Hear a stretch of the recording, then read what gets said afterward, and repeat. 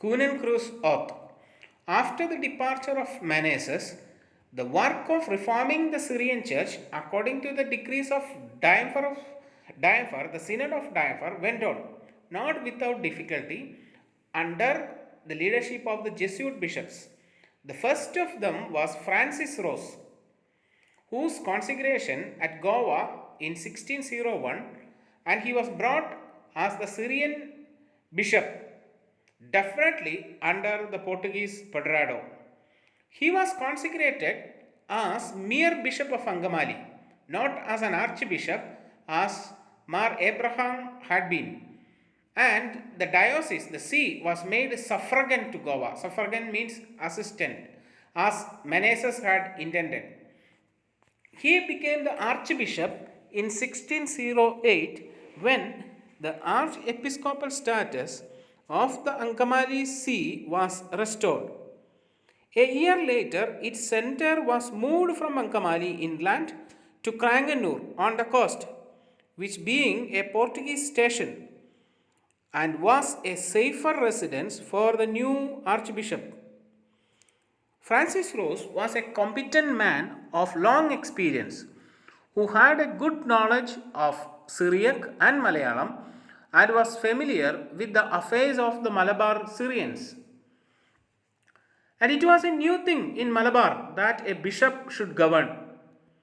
Thus, the functions of Syrian bishops, who were always foreigners new to India, had been merely liturgical.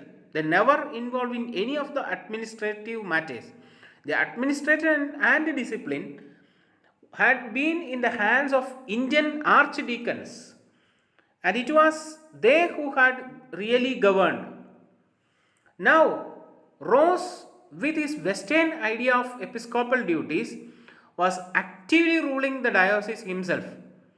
And Archdeacon George felt aggrieved and he saw the powers he began to complain of the activities of Rose and the Jesuits and to plot against them.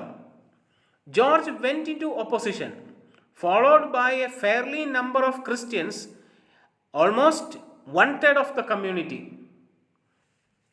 Ross reacted vigorously and Ross excommunicated Archdeacon George from the church and tried to induce the Hindu rulers to arrest him and deliver him up.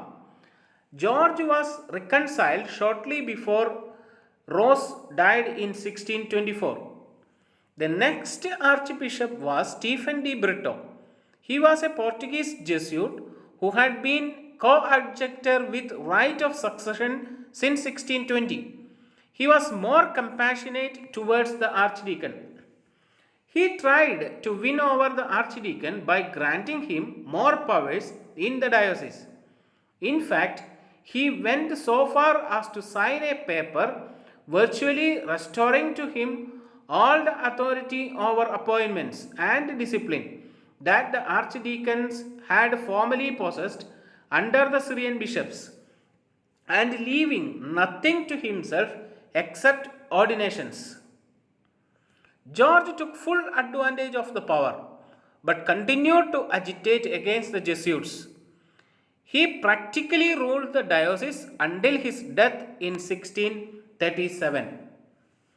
He was succeeded as archdeacon by his nephew, a young man called Archdeacon Thomas, and Bishop de Brito also died in 1641.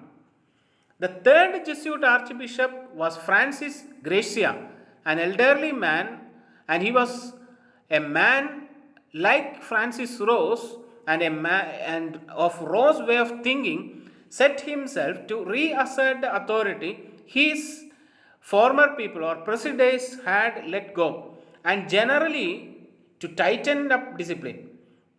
But this exposed him to the charge of harshness. His relations with the young Archdeacon Thomas were very difficult. For Thomas, though not in so strong a position as his uncle had been, strove to retain as much independence as he could. There was never full confidence between him and Gracia.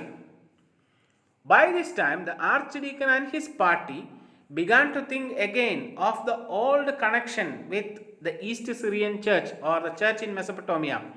Letters were sent to the Nestorian patriarch, and also it is said to the patriarch of other Eastern churches asking to send a bishop. In 1652, a foreign Syrian bishop actually arrived in India, a man commonly called Ahattallah. Who he was and when he came are matters of some doubt. It would seem most natural to suppose him to have been sent by the Patriarch of Babylon in response to appeals from India. But the contemporary Roman Catholic account says that he was a deposed Jacobite bishop or patriarch sent by the Coptic Patriarch of Alexandria, and even that on his way he had visited the Nestorian Patriarch and received credentials from him too. At a later date, the Jacobites of Malabar were persuaded that he was no lesser person than the Jacobite Patriarch of Antioch himself. Whoever he was not destined to exercise office in India because he fell into the hands of the Portuguese who detained him at Mylapore.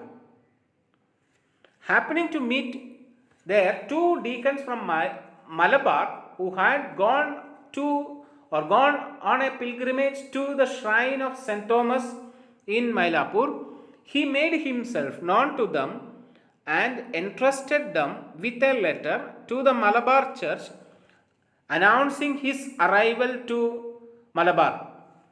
In a Latin version of this letter quoted by Cardinal Tisserand, he styles himself Ignatius, Patriarch of all India and China, says that he is authorized by the Pope Lord and calls upon the Syrians to send 2 priests and 40 men to conduct him to Malabar.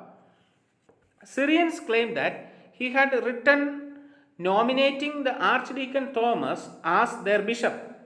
When the two deacons returned to Malabar with the letter, their news caused a stir. The Archdeacon's party called the Archbishop to a conference, but he declared Ahattallah to be a mere impostor and refused to come. Then it became known that Ahattallah was being conveyed by sea from Mylapore to Goa. On the way, the ship stopped at Cochin, and hearing of his presence there, a large crowd of Syrians went there to demand his release. But Portuguese shut the gates of the fort and manned the walls of the fort with armed people until the ship had sailed again for Goa. In the excitement, a rumor started that he had been thrown overboard and drowned. What actually happened was that he reached Goa, was tried by the Inquisition, found guilty of heresy, and he was shipped off to Europe. Meanwhile, the rumor spread rapidly and roused the disappointed Syrians to such fury that they broke into a revolt. Gathering in a large crowd outside the church at Matancheri, that is near to Cochin, they swore an oath on the stone cross there, called the Conan or Crooked Cross, that they would no longer be subject to the Jesuit archbishop. As all could not reach the cross, ropes were tied to it, and the people held the ropes and so took the oath. And this famous event took place on the 3rd of January 1653. As news of the revolt spread through the whole region of Malabar, others also joined in.